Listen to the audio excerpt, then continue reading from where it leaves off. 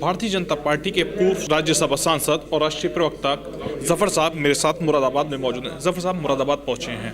लोकसभा चुनाव की तैयारी चल रही है, उससे पहले मुरादाबाद में दौरा और 3 विधानसभा में भाजपा ने जीत हासिल करी है। क्या कहना है सबसे पहले उनके लिए?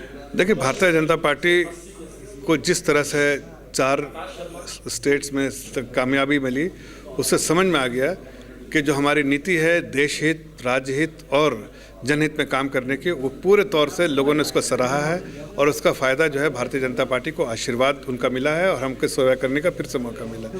2024 के इलेक्शन में लोगों ने मन बना के रखा है कि भारतीय जनता पार्टी को आदरणीय प्रधानमंत्री जी की अगुवाई में इलेक्शन जब लड़ा जाएगा तो प्रचंड बहुमत से जिताएगी, 350 सीटों से ज़्यादा सीटें से जिताएगी। हम इस लक्ष्य पे काम कर रहे हैं और मुझे लगता है कि आगे आने वाले दिनों में आपको लोगों से जब आप सवाल पूछेंगे तो आपको यही जवाब मिलेगा कि हर लोग जिस तरह से अप्रूवल रेटिंग है, जिस तरह से आदरणीय प्रधानमंत्री जी की पॉपुलैरिटी है, जिस तरह से उनका लोगों का मन में बसते हैं, मुझे लगता है कि 2024 का इलेक्शन जो है वो उसमें हमें कामयाबी तो ज़रूर मिलेगी, लेकिन कामयाबी का जो दायरा है और बहुत बढ़ेगा और हम एक बहुत अच्छी सरकार बनाएंगे और लोगों की सेवा करने का फिर से मौका मिलेगा।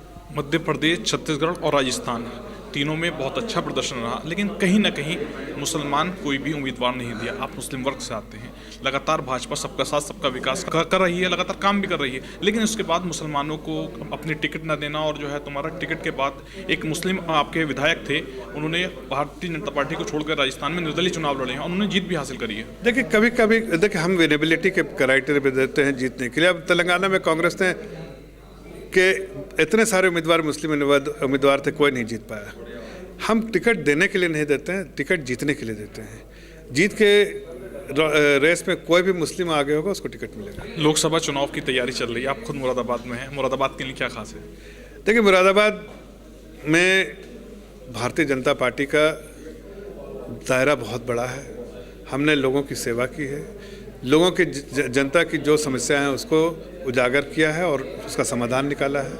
हमारी सरकार से यहाँ की बहुत सारे डेलीगेशन चाहे प्रदेश की सरकार में या सेंट्रल गवर्नमेंट में मिली और हर बार उसका कहीं ना कहीं जो सोल्यूशन और समाधान निकला है। इसलिए मुझे उम्मीद है कि यहाँ की जनता भारतीय जनता पार्टी के जो भी प्रत्याशी हों, जब उनको पार्टी देगी तो उनको प्रचंड बहुमत से जिताएगी। मुरादाबाद में कांट इलाके में गांव गोद लिया था आपने, किस तरीके का विकास किया है और आगे क्या तैयारी? देखिए, जो उस गोद गांव दरियापुर का लिया था, अब मैं खुद से बोलूँ तो अच्छा नहीं होगा, हमने तो बहुत अच्छा काम किया, लेकिन वहाँ के लोगों से अगर आप पूछेंगे तो यहाँ पर भी बहुत सारे लोग हैं वहाँ के अभी आए हुए हैं, उनसे आप अगर पूछेंगे तो शायद ज़्यादा आपको जानकारी मिलेगी। मैं खुद से अपने बारे में कहूँ, लेकिन इतना है कि उन लोगों ने 50 साल में ऐसा उन्होंने कहा कि 50 साल से भी में इतना काम नहीं हुआ जितना हमने पिछले 2-3 साल में वहाँ पर काम किया। झारखंड में राज्यसभा सांसद हैं, उनके पास भारी मात्रा में कैश बरामद हुआ है, इतना बड़ा कैश आखिर आया उनके पास था, क्या कहेंगे आप उसमें? देखिए, हम जब बोलते हैं करप्शन से हम लड़ रहे हैं तो कांग्रेस जो है करप्शन को इंडोर्स करती जाती है। करप्शन ही उनका प्रायोरिटी है और समाज को विभाजित करना उनकी प्रायोरिटी, और उसी के बेसिस पे वो सरकार में आना चाहते हैं। आज जनता ने जिस तरह से उनको खारिज किया है, यही वजह है कि करप्शन में पूरे तौर से इन्वॉल्व है। जब हम ईडी, सीबीआई और इनकम टैक्स अपना काम करती है तो कहते हैं ये राजनीतिक चाल है। हकीकत तो आपके सामने है, पैसा भी 350 और अभी भी गिनती जारी है और ख़त्म नहीं हो रहा है।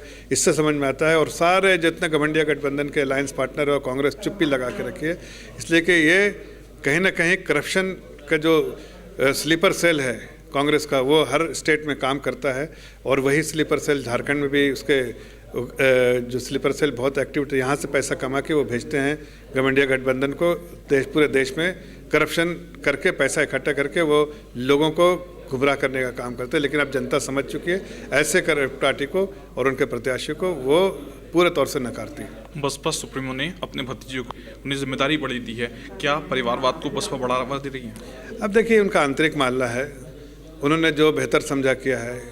ऐसे में किसी को मैं तो सिर्फ शुभकामनाएं दूंगा आनंद जी को, लेकिन ये उनका आंतरिक मामला। मुझे किसको उत्तराधिकारी वो मानती थी और किसको उन्होंने दिया है, इस पर मेरा टीका टिप्पणी करना सही नहीं होगा। मेरे साथ मुरादाबाद जनपद में भाजपा कार्यालय में राज्यसभा सांसद जफर इस्लाम थे, जिनके द्वारा मुरादाबाद जनपद में एक प्रेस कॉन्फ्रेंस का आयोजन किया गया। वहीं कई महत्वपूर्ण बिंदुओं पर चर्चा की गई है। शारिक सिद्दीकी, TV9 मुरादाबाद।